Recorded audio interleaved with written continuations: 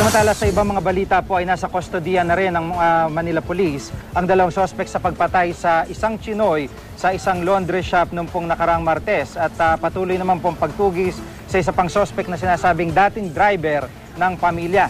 Narito po report ni Victoria Tulad. Victoria?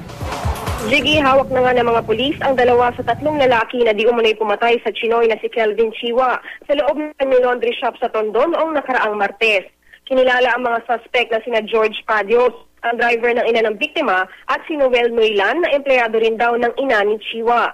Ayon kay Police Senior Inspector Joselito de Ocampo, nadakip ang dalawa noong Miyerkules.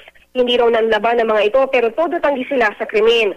Natutulog daw sila na mangyari ang pananaksak at hindi raw nila kayang patayin ang kanilang amo. Posibleng may galit lang daw sa kanila ang kasambahay na positibong nagturo sa kanila. Nasa ospital pa ang kasambahay matapos ding saksakin. Hindi pa rin daw nakapagsasalita ang asawa ng biktima matapos magtamo ng multiple stab wounds. Hinala ng mga pulis pagnanakaw ang motibo ng mga suspect.